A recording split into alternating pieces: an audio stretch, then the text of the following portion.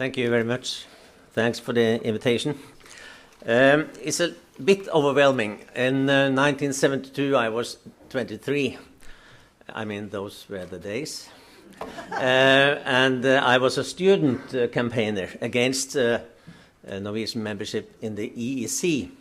In 1994, I was a district leader in the No to EU campaign, but the last 10 years I've been in command of our broad movement and successful movement in Norway.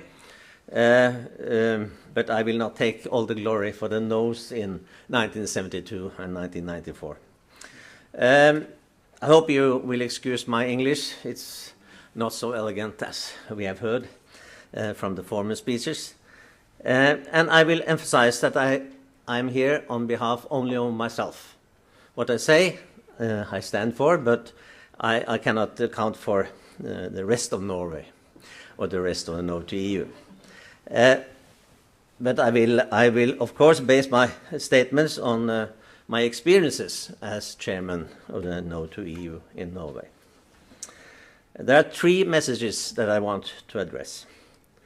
One, based on the Norwegian experience, I will warn you against the EEA model. It represents a huge democratic deficit. Second, there are alternatives.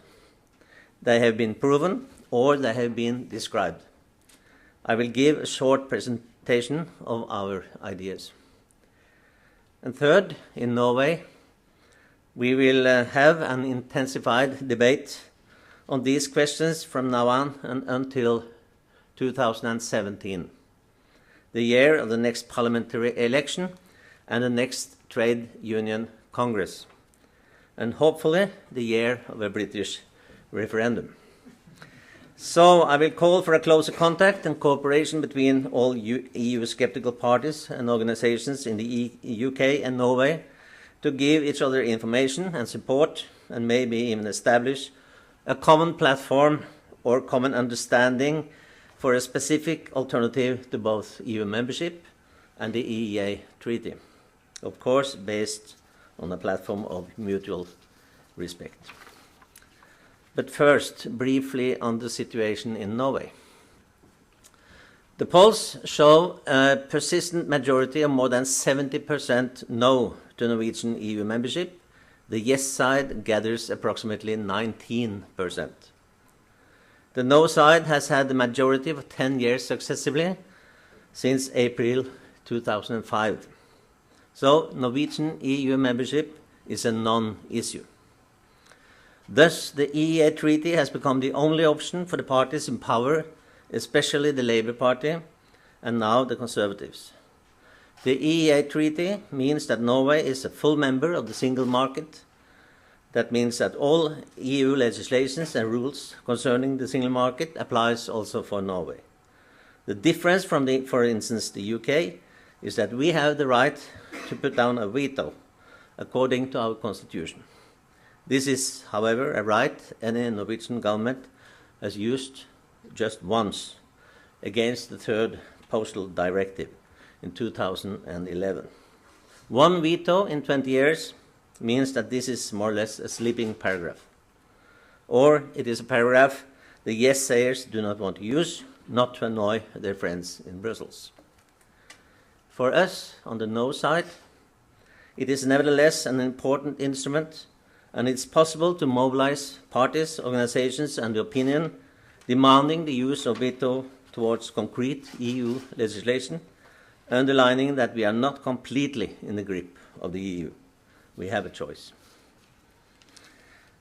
What is the problem with the EEA treaty? It is biased. It is a one-way process where Brussels passes the laws and Norway has to incorporate them into Norwegian law. Never the other way around.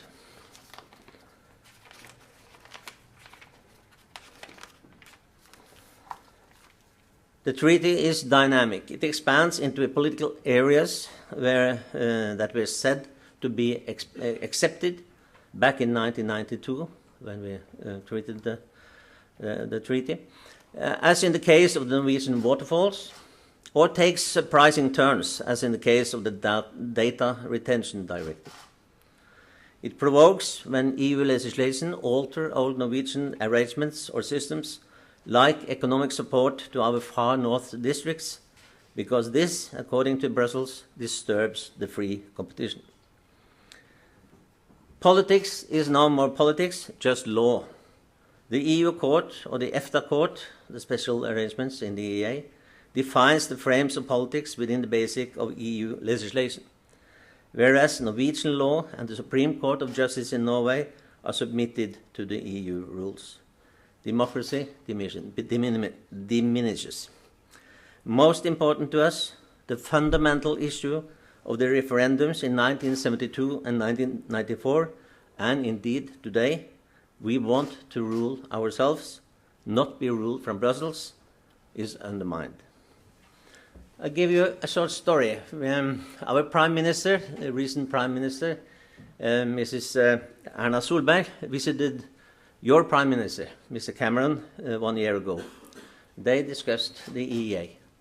And Mrs. Solberg, she said to Cameron, you must not choose the EEA because it's fundamentally, the democratic deficit is fundamental. It's a democratic catastrophe. This is what she said to Mr. Cameron. Of course, her answer, her idea was to say, you must stay in the EU, because she's an EU fan. The Conservative Party in Norway is absolutely and monumentally EU fans. But she's right in the criticism of the EEA. With the EEA treaty, we have a situation where we really feel that EU is in command of nearly every important political matter on the agenda, with the important exception of fishery, agriculture, foreign policy, finance, and some more areas. I will also remind you that Norway, like the EU, has our own currency. The reason for this situation is that Norwegian politicians, especially from our two largest parties, Labour and Conservatives, are pro-EU. This is their backdoor strategy for getting Norway inside the EU, despite of the result of the referendums in 1972 and 1994. For other parties or interests, it is a question of need. They believe that we must have the EEA treaty to sell our goods to the EU. This myth is a long-living and strong one we have to unmask and turn down as the myth it really is. And then we come to the questions of alternatives. You will hear about the Swiss option later today. I will only say that, of course, the Swiss alternative is present also in the Norwegian debate. Another example that is more rarely referred to, although here today, is the Korea option. EU has initiated a study on this free trade agreement between EU and South Korea.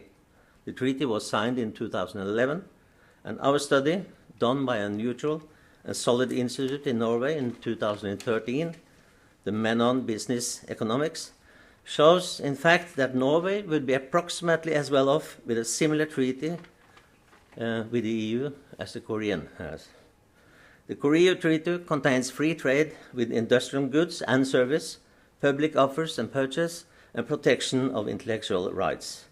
Its solution handling disputes are similar to the WTO system, but is intended to be more rapid. Based on the Swiss option and the Korea option, EU has launched our principles for a new free trade treaty between Norway and the EU. And these are: 2 equivalent parties, remove the biased system of the EEA. Only rules and legislation at the moment of signing the new treaty applies. The content shall be described in detail. The dynamic aspect is removed. No supposition regarding new rules or legislation from either part be taken into the treaty. New rules demands new negotiation, or either part may copy rules from each other on a voluntary basis. No tariff on industrial goods, free trade on services, no free trade within agriculture or liberalization in this field beyond what is described by the WTO. High standard within areas of health regarding animals, plants, and people. A dispute system based on negotiations on a state-to-state level, eliminating the ESA, European Surveillance Authority, and the EFTA Court. No investor-state clause that give investors the right to sue states due to loss of future profits. Maintaining cooperation in the fields of research and education. Is this possible? Is it realistic? No one can know for sure until the end of the day. But the EEA Treaty has a paragraph of termination. Each part has a right with 1 year of warning. EU is not a demon, after all. I presume they are realists. Norway will sell goods EU needs: fish, oil, gas, minerals. And Norwegian has money to buy goods from the EU. In fact, EU has a surplus in the exchange of trade between the two, when you accept for oil and gas. If EU is not acting completely irrationally, they will find it in their own best interest to secure a treaty of free trade between Norway and themselves. The electorate. Our former Foreign Minister, Støre, put it like this: German households would be furious if there are no gas in their ovens. And in times like this, I guess the EU is not interested in becoming more dependent on Russian gas as the one dominant supplier to Europe. In short, states that want to trade with each other come to an agreement. I fully support the point of Mrs. Lee on this subject. And EU is making such bilateral treaties with other countries all the time. Korea being a recent example. Does the official Norway want this? A new treaty between Norway and EU replacing the EEA treaty? No, not today. There's a huge majority in the Norwegian parliament that want to keep the EEA treaty. There's also a majority in parliament that want Norway as a full EU member. The people are blocking the option. The people may turn against EEA. But in a strategic picture for the years to come, this question stands and falls with the Labour Party. With their new leader, Jonas Gahr Støre, Labour has regained overwhelming support in the polls. They will probably be back in government in 2017. They are strong supporters of the EEA, but they have an Achilles heel: the trade unions. The Labour Party in Norway depends on the political and economic support of the TUC, and also of their ability and willingness to mobilize in an election campaign. In the trade unions, there is a strong movement towards no to the EEA and yes to another treaty. It will be a tough fight towards the TUC's National Congress in 2017, but we are aiming to win the TUC to our side. This will, in fact, put tremendous pressure on the Labour Party to change foot in this question. Although true EU believers in the top ranks of the party, their main and superior goal is always to get into the office on a national basis. So there we are.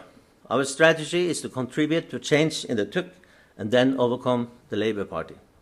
Together with a change in opinions and a strong no side, parties and organizations, this is what it takes to change the Norwegian position towards the EU, winning back democracy and getting rid of the subjection to EU. 2017 is a year of a possible change in Norway, in Britain. At the same time, we see a EU in deep trouble regarding Greece, Spain coming up, UK, Euro project, dealing with the refugees question, the economy, unemployment, poverty, social and political instability. In 2017, we may see a complete new situation. My final remarks is about pointing at a possible common way for the British, the Norwegians and other peoples to find a common ground for our former relation towards the EU. The future relation. What about EFTA? Is it possible to think that European countries being fed up with a supranational project called EU might join to combine forces in negotiating a common free trade treaty with the EU? After all, this is what EFTA is for. The UK, Swiss, Norway, Iceland, and maybe other countries coming, together would negotiate EU from a strong position. Nevertheless, I feel that this is the time that the most of EU skeptics or EU opponents from different parts of Europe, from different groups or parties, join forces and explore a common platform based on mutual respect and common interests. We should prepare for a new reality, a reality seeing UK outside the EU and Norway outside the EEA. It is a dream, I recognize that, but it is a dream that very well may come true. Thank you.